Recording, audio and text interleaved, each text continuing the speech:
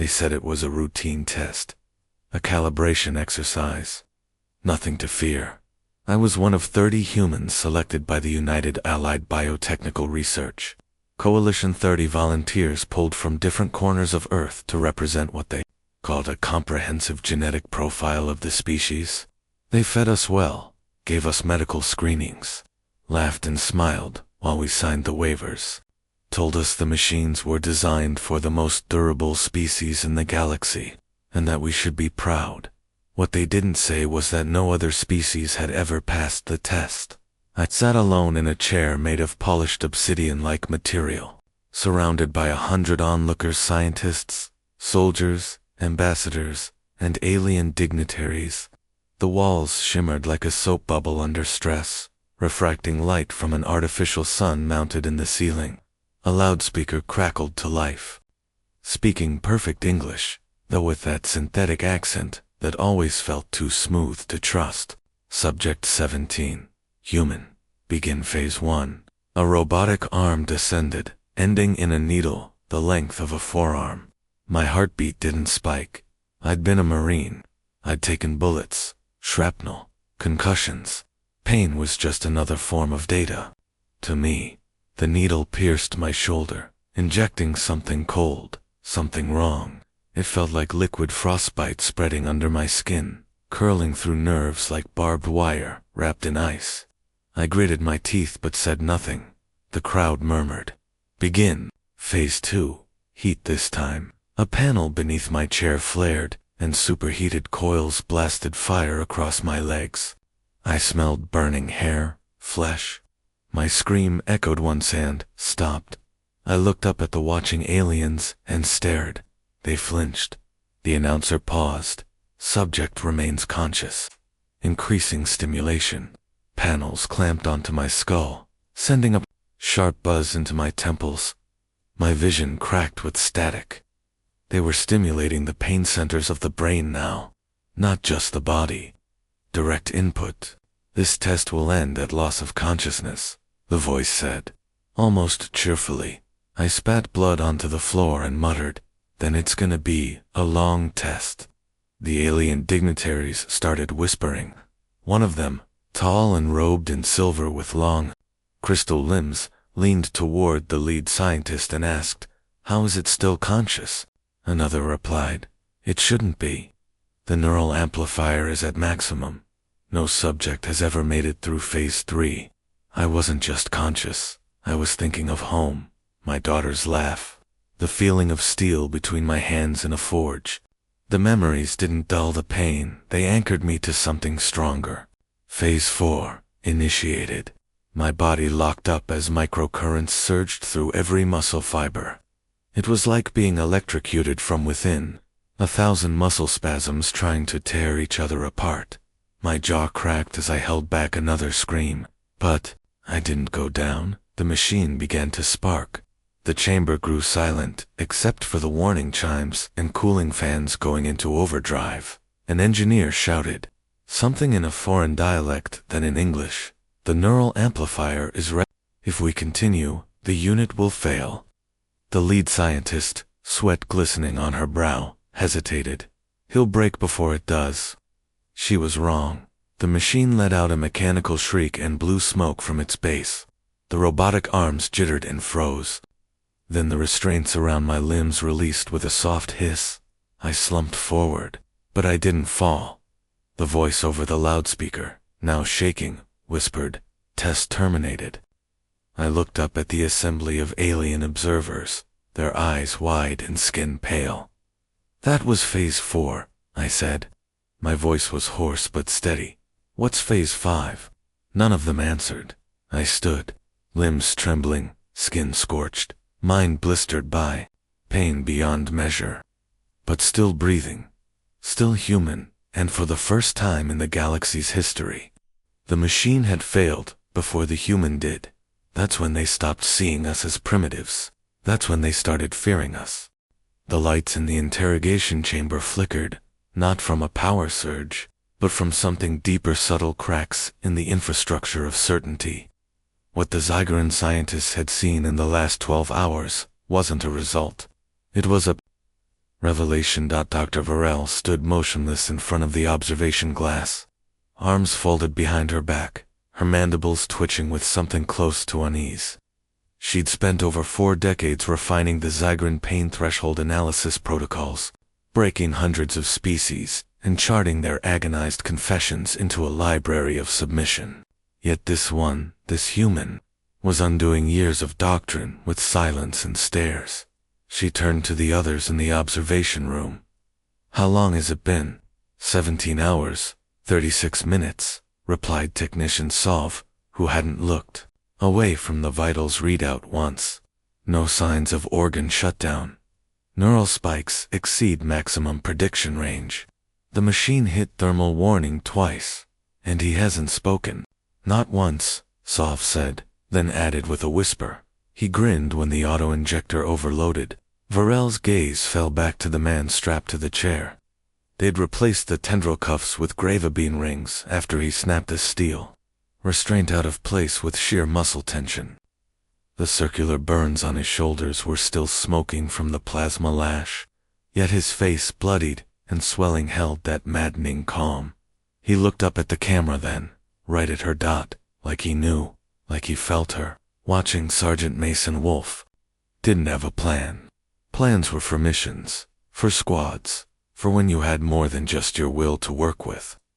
But right now, all he had was his will, honed over decades of war, and hardened by 1,000 screams he never let out. They wanted to measure pain. Fine, let them drown in the data. The Zygrin had made a mistake when they assumed pain broke all creatures the same way. For Mason, pain was a language, a native tongue he'd learned during the breach wars. Every jolt of electricity, every chemical burn, every probe jammed into a nerve cluster spoke to him. Not words, not orders, but memories. He remembered Private Morales, bleeding out in his arms at the new Jakarta forward bastion.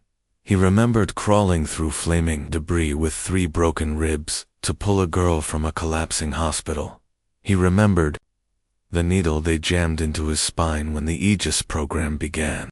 And he remembered screaming, not in pain, but because they'd told him screaming would help his vitals normalize. Now, he kept quiet, because silence was his weapon. "Start the next sequence," Varel ordered. Technician Sov hesitated. "Protocol recommends a 10-hour metabolic cooldown. His body is still alive. You want to explain to High Command why our most expensive biometric chamber is being bested by a hairless ape." Sov keyed in the override reluctantly. Mason's body jerked violently as the next wave of neurostim pulses hit. The chamber lights dimmed briefly as the machines fed voltage through 12 contact points along his nervous system. His heartbeat doubled, then tripled. Blood vessels in his eyes burst. He chuckled. The sound of it crackled over the observation audio like static quiet at first, then louder. It wasn't mocking, it wasn't defiant, it was joyful. Dr. Varel backed away from the glass, clutching the edge of the console. Something felt off. The Zygrin had built a galaxy-spanning empire by charting the weaknesses of species and using them as a lever. It worked with the Trelloc, the Varuan, the Okari, even the synthetic Nulkin, eventually cracked under bioviral simulations. But this human was changing the experiment, making them the subjects. She reviewed the data again. The pain tolerance threshold had long been considered a static biological constant, but Mason Wolfe was moving the needle with every passing hour. Not just surviving the tests, but adapting to them. Inside the chamber, Mason slumped forward, blood dripping from his nose. His breathing slowed, synced to his heartbeat. That's when the door hissed open. Not a drone, not a tech, a soldier. Zygrin, elite armor, black as space itself. Plasma blade sheathed at the hip, face hidden behind a rebreather helm. "You will speak now," the soldier said, voice cold and distorted. "Or you will die." Mason slowly looked up, face a swollen map of agony. "Took you long enough." The Zygrin lunged, but Mason was ready. Even half-conscious, his reflexes were fireborn. His legs coiled, snapped the gravy-bind ring at his ankle loose. The soldier's blade came down and met nothing but empty air as Mason rolled off the chair, shoulder smashing into the alien's gut. The pain was blinding, but pain was familiar. The blade slashed across his side, cauterizing as it cut, but it gave him what he needed, a weapon. Mason grabbed the soldier's forearm, twisted, and drove the plasma blade straight into the Zygron's own chest. The armor hissed, sizzled, and burst. The soldier collapsed, gurgling. Mason rose, panting, blood smearing across the wall. As he steadied himself, he stared into the camera. "I've measured your pain too," he rasped, "and it ain't worth a damn." Security klaxons blared. Dr. Varel froze. How did he escape the gravibinds? Technician Sov stood stunned, lips dry. He didn't escape. He endured. The chamber doors slammed shut behind Mason as he dragged the plasma blade, limping, into the corridor beyond. Sirens howled across the facility. 100 armed Zygron troops closed in, and a single, unkillable man walked out to meet them. Asterisk. The pain sensors malfunctioned again. A technician screamed from the observation deck as a hiss of steam burst from the primary node housing. The entire room was bathed in red warning strobes. The lead scientist barked orders in a panicked tongue, but none of it registered to Corporal Mara Voss, because she wasn't in the room anymore. Not mentally. She was somewhere else. Somewhere deeper. The alien device designed to chart neurological overload thresholds was engineered for species with a very different relationship to suffering. To the Varn, pain was a failure of the body, a signal to retreat. To the humans, standing beneath their worry instruments, it was something else entirely. A lever, a crucible, a forge. They were trying to measure something that had never been about voltage spikes or nerve feedback loops. And with every second they tried, the truth kept breaking their machines. Corporal Voss stood upright on the rig again. The Varn overseers stared down at her with widened black eyes and pulsing brow crests, translating shock through body language. The chair she'd been strapped 2 minutes ago now hung in half, metal supports twisted like snapped twigs. The straps were burned clean off from the heat her body generated, just to keep breathing under duress. "Subject 5 has regained standing position," said one of the A is monitoring the test. "She's not sedated," another technician blurted, its gills fluttering in disbelief. "No," said a human voice. It was Lieutenant Mikkel, still bloodied from his own test the day prior, speaking from the far corner of the observation platform. He was leaning against the wall, holding his ribs, eyes locked on Voss, with something that felt like reverence. "You can't sedate a wildfire." Below, Voss reached up her right arm, swollen, fractured in 2 places. Hand ripped the last remnants of the neural diodes from her temple. Sparks flew. Blood mixed with the fluid from the implant housing. Her jaw was clenched, eyes unfocused. She wasn't doing this for them. Not for Earth. Not even for herself. This was about proving a fundamental truth the Varn refused to understand. You can't map the depths of the human will. Not with your machines. Not with your science. Not with your fear. The Varn commander, a tall, serpentine figure clad in white biometal armor, descended from the platform with regal grace. His retinue followed half dignitaries, half enforcers. Their presence drew immediate silence from the lab. Even the machines quieted, obeying some unseen command. He walked to the edge of the test pit and studied Voss with a mix of curiosity and disdain. "She is broken," he announced. Voss lifted her eyes to him, slow, deliberate. "No," she whispered. "I haven't even started." He narrowed his gaze. Why persist in torment when surrender offers release? She took a breath each, one like inhaling broken glass. Sand said, "Because surrender isn't in our software." With a shriek of alloy joints, the observation ring above unfolded into a panoramic display. Multiple test subjects, all human, were shown in various conditions, pushing beyond the Varn's predicted limits. One man chewed through his own tongue to avoid triggering a vocal pain response. Another recited his daughter's bedtime story through 12 successive electroshock waves. Not one begged for mercy. Not one screamed for release. The Varn could not understand. They could not quantify it. Behind the screens, a cluster of alien scientists debated among themselves, their bodies flaring with hormonal signals. They were witnessing something impossible. Their models were collapsing. Their hypotheses were shattering like crystal. "I have seen enough," said the Varn commander. He turned and began to walk away. But then a voice, cracked and low, echoed behind him. "Don't walk away from your education."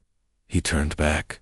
Voss had moved, crawling at first, then limping, and finally standing spine bent, legs trembling. She held a piece of the broken rig in one hand like a club.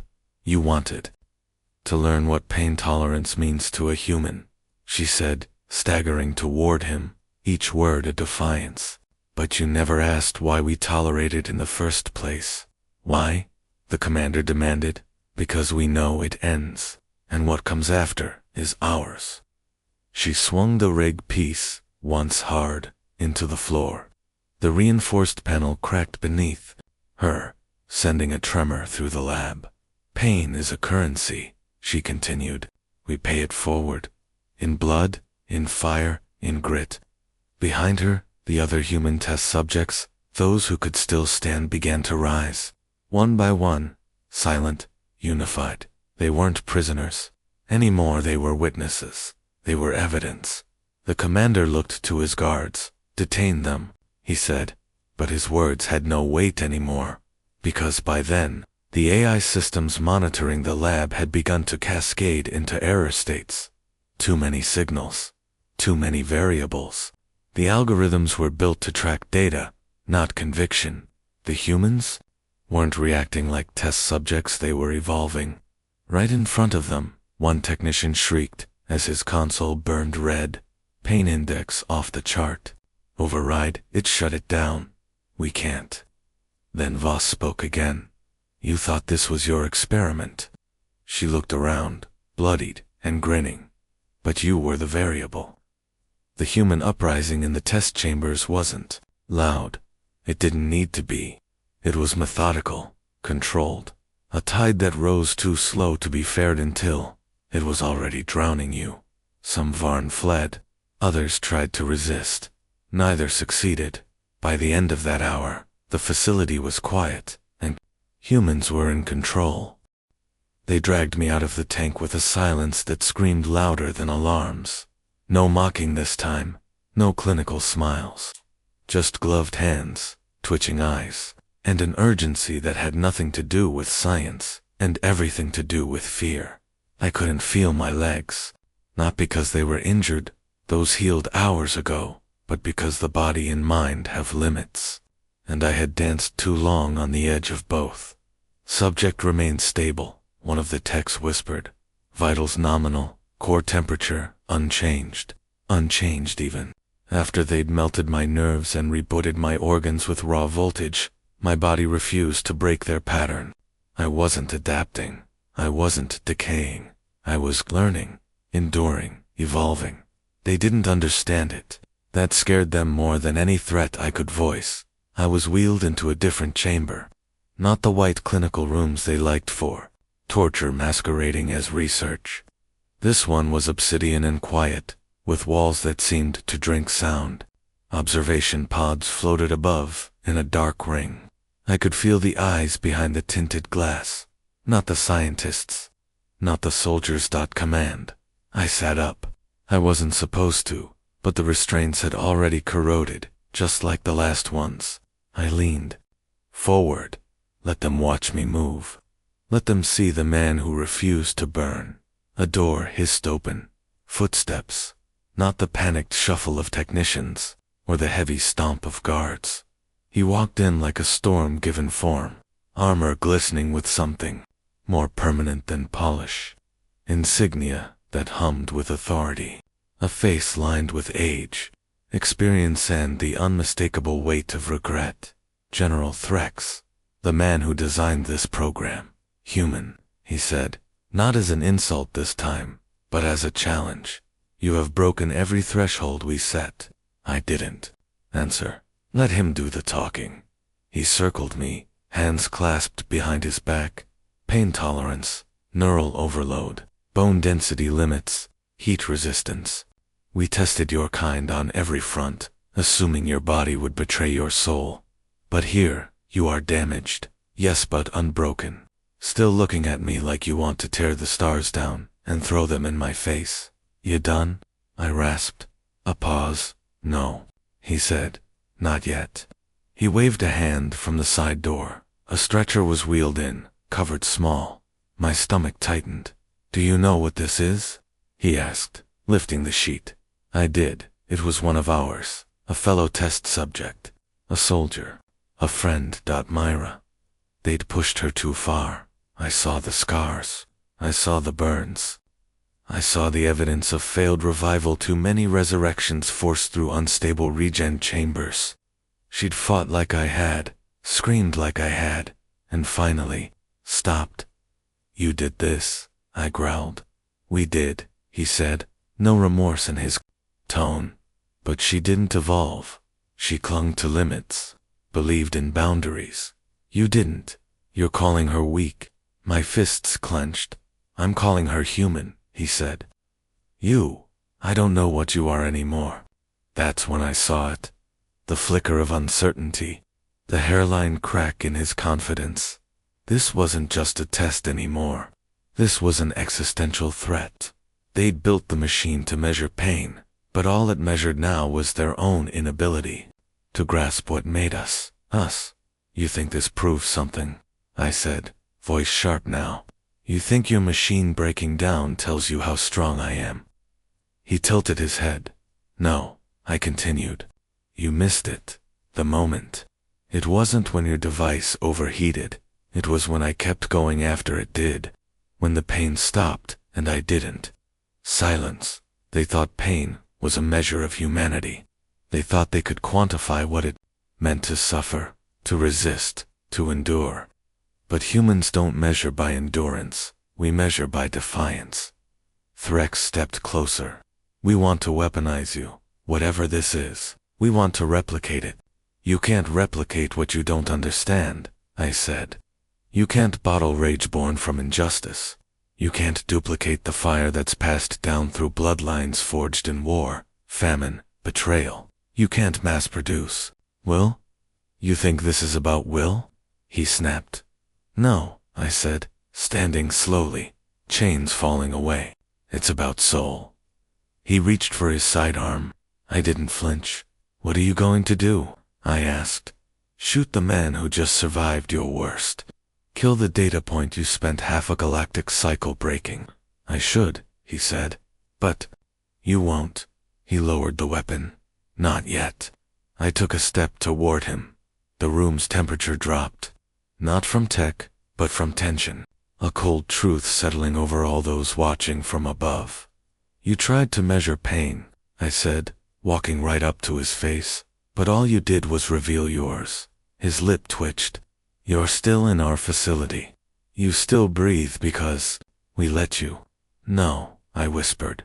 I breathe because I refuse to die on your terms.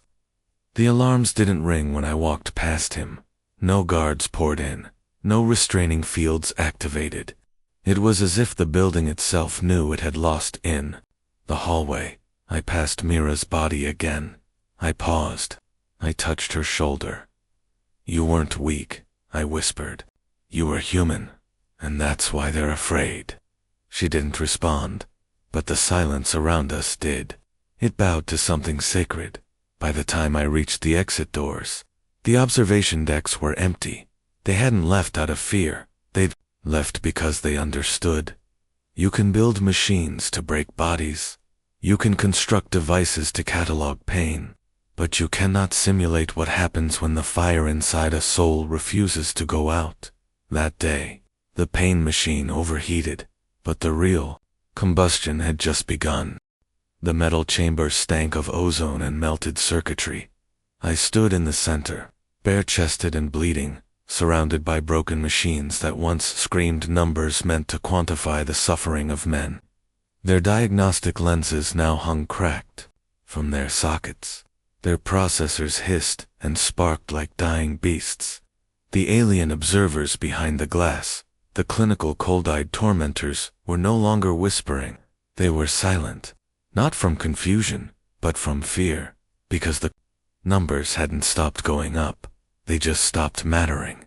Their pain meter had snapped at the edge of what they called Category 9. It was supposed to be the highest tier, beyond skin-rending, beyond organ failure, beyond mind-breaking agony. I had shattered it standing still. But I didn't do it alone. Behind me, in a row of chairs, sat the others humans who had walked into this alien facility as prisoners of war, experiments, test subjects. Some of them had come in half dead. Some had been broken on tables I wasn't supposed to see. But they all watched now, wide-eyed and awakened. Their pain replaced with something ancient and raw. They called it resilience, but I called it memory, because every second I spent strapped to their chairs, needles biting into bone, scanners crawling through my brainstem, I wasn't thinking of myself. I was thinking of my mother, bent-backed in sun-wrinkled, working fields, even after her lungs collapsed from chemical burns. Of my brother, shot in the leg during the initial invasion and dragging himself through a hail of plasma fire just to hold the line another 10 seconds. Of Sergeant Mallory, who'd given me her last rations while smiling through cracked teeth and lying about not being hungry. I thought of Earth, of burning forests and children hiding in subway tunnels turned into fallout shelters. Of the songs we used to sing before the broadcasts went silent. They tried to measure our pain tolerance like it was a number on a screen. But pain, to a human, is a story, and our story wasn't finished. The lead researcher, a scifishortstory neuropathologist with a bulbous head and hands like jointed needles, stepped forward from behind the glass.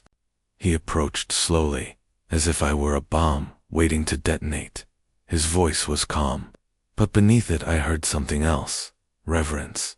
You exceeded all expected thresholds. The tolerance quotient was not designed to. He stopped, searching for the right words. To quantify ... that I didn't blink. We don't break the way you want us to. He narrowed his eyes. You didn't just withstand it. You escalated. You grew stronger the more we applied. I stepped off the platform, barefoot on cold steel, because pain teaches us. It doesn't define us. He clicked his mandibles. You are not like the others we have studied. I know. I walked past him, ignoring the guards who flinched as I passed. They didn't stop me. Maybe they were still hoping I'd collapse, that my nerves would finally fail, that I'd fall twitching, just so they could say, ah, there it is, the limit. But I didn't, because the limit didn't exist. The other humans were awake now, not just conscious but alive. I saw it in their eyes. Some were still bruised and hunched. Others supported each other as they walked, but none looked beaten. Even the kid me, a barely 16, stood, with fists clenched, bandaged wrists trembling, with restrained fury. She'd been through more than most of us, subjected to the Scifith's failed child endurance trials. But they didn't break her. They forged her. We moved together like a tide through the facility. The alarms had long since died. The scientists had retreated into secure labs, but the security system couldn't recognize us anymore. We had bypassed their protocols, bypassed their very understanding of what human biology could endure. We weren't prisoners, we were proof that their definitions were wrong, that their species-wide assumption that pain was a limit was a mistake. I kicked open the door to the central command core. Inside, screens displayed holograms of dissected nerves, thermal charts of muscle strain, heart rate spikes, even failed predictive models trying to simulate our reactions. One chart flickered red. Subject 117, threshold unknown. That was me. I yanked the drive from the core, not for revenge, for evidence. because the galaxy needed to see this. 3 days later, aboard a stolen cruiser, reprogrammed by a former U.S. Navy cybertech named O'Hara, we broke orbit. I watched through the viewing screen as the stars stretched into motion blur behind us. The facility exploded. It wasn't sabotaged. The Scififi destroyed it themselves. They couldn't let anyone else know. What they had discovered that humanity's pain threshold wasn't just high, but adaptive, evolutionary, weaponizable. They'd made a mistake, and they were scared others would make it, too. But we got the data, and we got out. The resistance base was a hollowed-out asteroid ring in the Dalari expanse, guarded by makeshift cannons and old Earth satellite tech. When we arrived, the comms team scrambled. They thought we were dead. Then we walked off the ship, all of us. Some limped, some carried others. But every one of us stood. We brought more than a war story. We brought proof. Dr. Elise Yamura, xenogeneticist, and resistance lead scanned the data drives for 3 straight days without sleep. When she finished, she looked up at me with tears in her eyes. "This changes everything." "It does," I said. They ran pain tolerance trials as weapons calibration data. They wanted to find the limits of endurance before battlefield deployment. But you exceeded them so far they thought the machine was malfunctioning. "It wasn't," I said. "It broke, trying to understand us." She stood slowly, handing me the final analysis. "We always knew humans were hard to kill, but this proves we're harder to keep down. That suffering doesn't make us weaker, it makes us furious. And that fury has limits no species can predict." I nodded. "Then let's share that fury." What followed became known in military channels as the counter-siege of Veller Station, a listening post turned fortress by the Scififi, armed with defense drones and psychic suppression tech. They believed they were unbreachable, until we arrived. Not in tanks, not with orbital bombardments, but with humans who had been tortured and survived. We walked across fire fields, through cannons that froze other species in place. They hit us with sonic rifles, with burning gels, with weapons designed to exploit the pain centers of sentient minds. We walked through all of it, because we had trained in it, bled in it, survived it. I remember the moment one of their commanders, a Scififi general named Raul Sex, saw me approach, shirt torn and chest scarred with He ordered his men to fire a thermal lance into my leg. I didn't stop. He panicked for the first time in recorded Scififi military history. A commanding officer abandoned his post in mid-battle, not from defeat, but from fear. When Valar fell, we didn't just liberate prisoners. We started something new. A unit, a doctrine, a legend. They called us threshold humans who had passed beyond pain, beyond fear, into something elemental. We weren't elite soldiers. We were survivors too, stubborn to die, too furious to retreat, and too dangerous to measure. The war isn't over. There are more labs, more Scififi outposts, more machines designed to push species to the edge of suffering.